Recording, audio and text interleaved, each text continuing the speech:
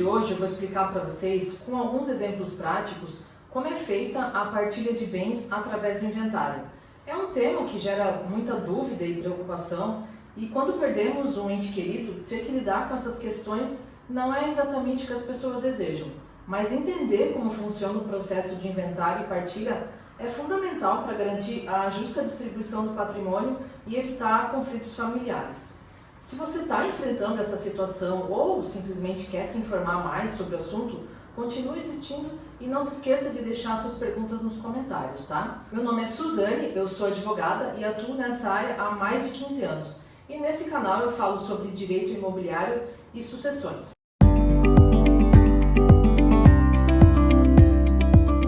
Então, vamos lá para o conteúdo. Ocorrendo o falecimento de uma pessoa, os seus parentes recebem o patrimônio que era do falecido. E quem é considerado herdeiro? Primeiro, os filhos, com a participação da esposa, ou marido, ou companheiro. Os primeiros são os filhos e o cônjuge. E aqui, se um dos filhos faleceu antes do pai ou da mãe, quem participa da herança são os netos, representando esse filho que faleceu antes do pai ou da mãe.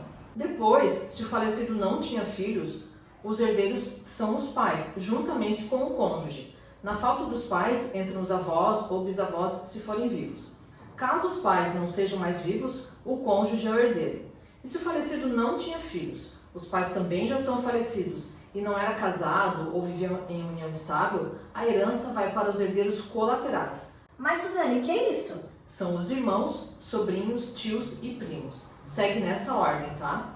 Essa é a classificação dos herdeiros de acordo com a lei. Eu vou dar alguns exemplos para vocês entenderem como funciona. Vamos supor o seguinte: João era casado com Maria, no regime da comunhão parcial de bens, que é aquele onde os bens que cada um possui antes de casar é bem particular. O outro cônjuge não tem direito em caso de separação. E João, antes de casar, tinha um apartamento no valor de 200 mil. Então, vou desenhar aqui para vocês. João era casado com Maria. Antes do casamento, João tinha um apartamento no valor de 200 mil. Aqui, um apartamento. 200 mil. João e Maria casaram, tiveram 2 filhos, o Pedro e a Ana. E durante o casamento, João e Maria adquiriram uma casa no valor de 400 mil, uma casa de 400 mil, um carro no valor de 120 mil reais. Ai meu Deus, um carro aqui. No valor de 120 mil reais. E uma casa na praia aqui. Então o patrimônio de João é de 1.020 mil reais. Vamos arredondar para 1 milhão para ficar mais fácil essa conta, né, gente? Aqui vamos supor que o carro vale 100 mil e aqui total de 1 milhão de reais é o patrimônio de João. Então, somando aqui 400 mil mais os 200 que ele já tinha, 600 mil, mais 300, 900 mil, mais 100 mil do carro, 1 milhão. 1 milhão é o patrimônio de João. Mais 200 mil foi antes do casamento. Foi antes do casamento. Esse 200 é só do João.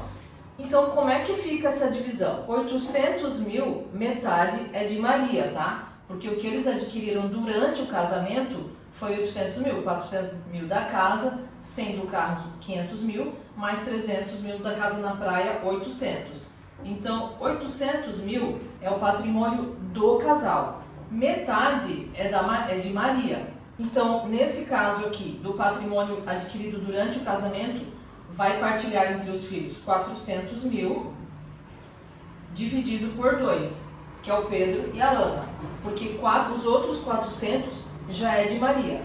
Não entra na partilha de bens. Com relação ao apartamento que o João tinha antes de casar, 200 mil, será dividido em 3, a esposa e os 2 filhos. Porque nesse caso, dos bens adquiridos antes do casamento, dos bens particulares do falecido João, Ana, a esposa, ela vira herdeira. Esse 200 mil, metade não é dela porque era um bem particular de João. Ela vira herdeira junto com os filhos Pedro e Ana.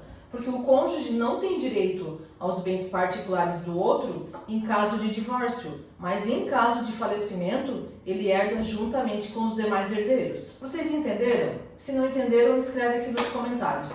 E já aproveita, dá um joinha se você estiver gostando do vídeo e se inscreve no canal para não perder nenhum conteúdo. Agora vamos imaginar o casamento no regime da comunhão universal de bens, que é quando todos os bens são do casal, inclusive os bens adquiridos por eles antes do casamento. Esse regime não é mais tão presente atualmente, era utilizado mais no passado, mas ainda existem alguns casos, então vamos para o exemplo.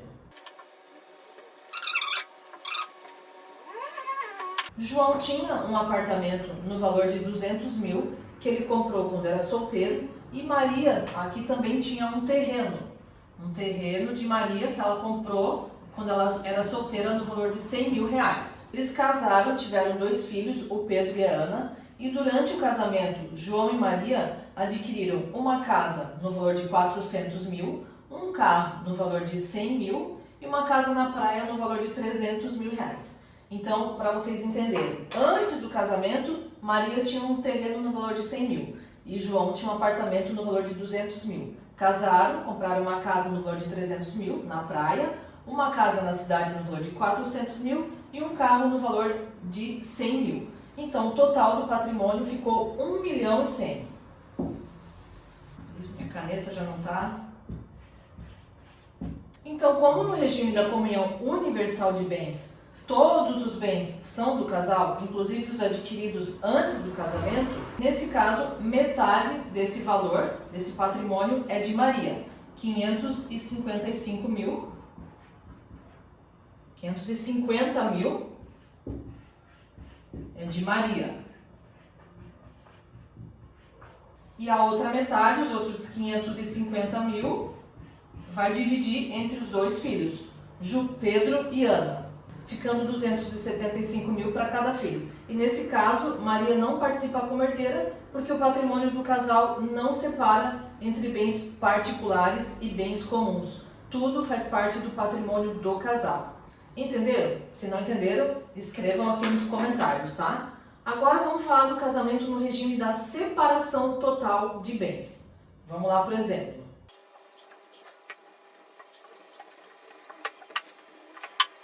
João tem um apartamento de 200 mil, que ele comprou antes de casar. Maria tem um terreno no valor de 150 mil, que ela também comprou antes de casar. Eles casaram no regime da separação total de bens. E João adquiriu uma casa no valor de 400 mil, essa aqui é só do João, uma casa no valor de 400 mil. Maria, uma casa na praia no valor de 350 mil, eu arredondei agora para a conta ficar mais fácil no final. 350 mil, esse aqui é só de Maria, e cada um tinha seu carro. O carro de João valia 100 mil e o carro de Maria também valia 100 mil. João faleceu e agora como é que fica essa partilha de bens? Primeiro vamos separar o que é de João.